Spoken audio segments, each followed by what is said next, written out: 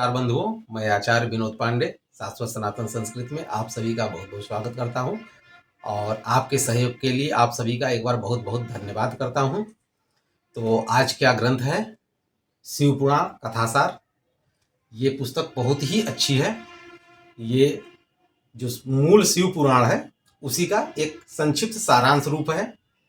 ये पुस्तक जो लोग बड़ा नहीं पढ़ सकते हैं, मूल कथा क्या है उनके लिए, या सबसे अच्छा तो ये रहेगा कि आपके जो बच्चे जिनका अभी हमारे संस्कृत में प्रवेश हो रहा है और आप उनको अपने धर्म संस्कृत के बारे में बता रहे हैं, तो उनको ये छोटी छोटी पुस्तकें पढ़ाइए। जैसे कि पूरा पुराण दे देंगे तो वो नहीं पढ़ेंगे, और तो इसको आप देंगे तो कहानी के रूप में पढ़ेंगे और उनकी जिज्ञासा जागेगी कि कहानी को हम विस्तृत रूप से जानें। तो कहानी के माध्यम से हमारे जो संस्कृत है, सनातन धर्म, उसके बारे में उनको पूर्ण जानकारी होगी। तो चलिए इस पुस्तक की रूपरेखा के बारे में एक जानकारी प्राप्त करते हैं। श्री हरिबंधुओं, प्रस्तुत पुस्तक शिव पुराण कथासार, शिव महापुराण एक सिंहावलोकन, गीता प्रेस गोरखपुर से प्रकाशित पुस्तक है। पुस्तक की कोड संख्या है 2189 यानी 2189। बहुत ही सुंदर पुस्तक। ये संवत 2080 7वां पुनर्मुद्रण है। अभी तक का कुल मुद्रण 66,000 हुआ है। ये अभी पुस्तक हाल फिलहाल में ही मुझे लगता है कि 1 साल 2 साल पहले आई है। तो चलिए निवेदन में पढ़ लेते हैं और यहीं से सारी जानकारी हमको प्राप्त हो जाएगी। निवेदन में है, 18 महापुराणों में शिव महापुराण का विशेष गौरव है। इस पुराण के श्रवण एवं पारायण की सुदीर्घ परंपरा चली आ रही है।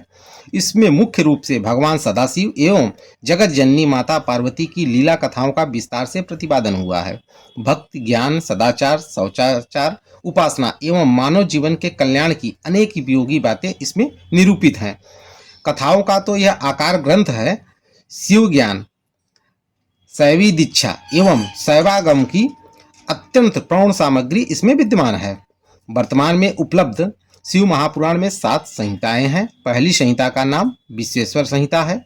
दूसरी संहिता रुद्र संहिता है, जो सृष्टि खंड, सती खंड, पार्वती खंड, कुमार खंड तथा युद्ध खंड, इस प्रकार के 5 खंडों में विभक्त है। तीसरी संहिता सतरुद्र संहिता है। चौथी संहिता कोटि रुद्र संहिता है।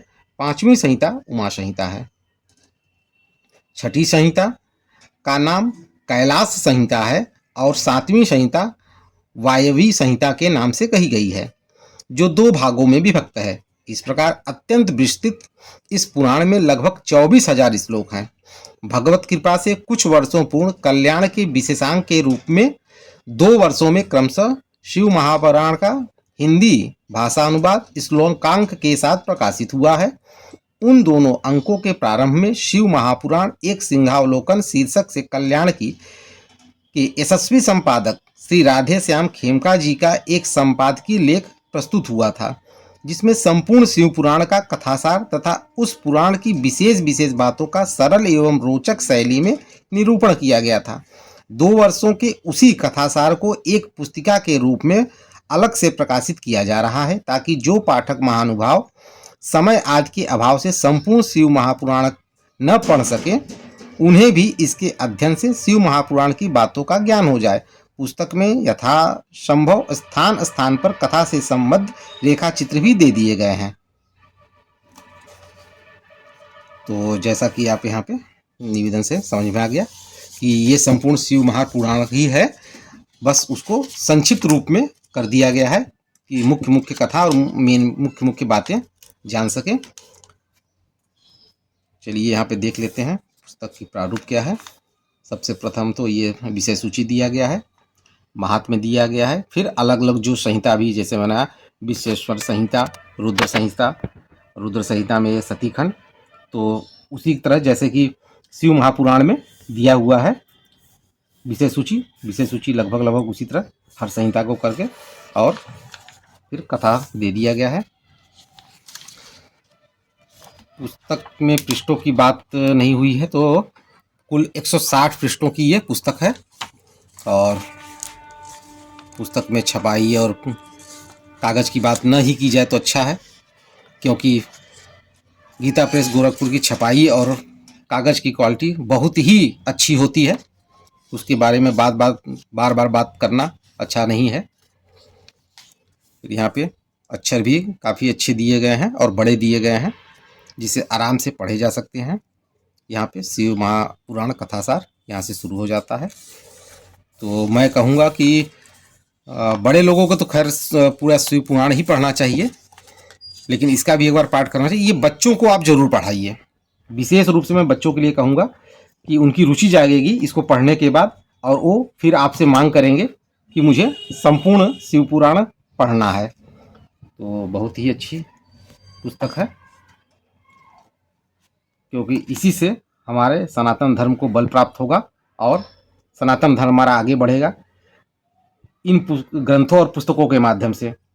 बहुत से भाई लोग हैं जिनको भी, बंधु लोग हैं जिनको पता ही नहीं है। जैसे कि अभी शिवरात्रि बीता है, मैं उस पर एक चलचित्र बनाना चाह रहा था, लेकिन समयाभाव और बहुत से ऐसी चीज़ों को मैं समय नहीं दे पाया चलचित्र बनाने में। लेकिन मैं आगे एक चलचित्र ले आऊँगा। महाशिवरात्रि था तो चर्चाएं हो रही थी कि आज शिव का विवाह है, जगह जगह पे शिव विवाह की झांकियां भी निकलती हैं। तो लोगों को यही मालूम है कि महाशिवरात्रि जो अभी फाल्गुन में बीता है कि शिव जी का विवाह है, जबकि शिव जी का विवाह फाल्गुन के महीने में नहीं हुआ है। तो लेकिन मालूम लोगों को यही है।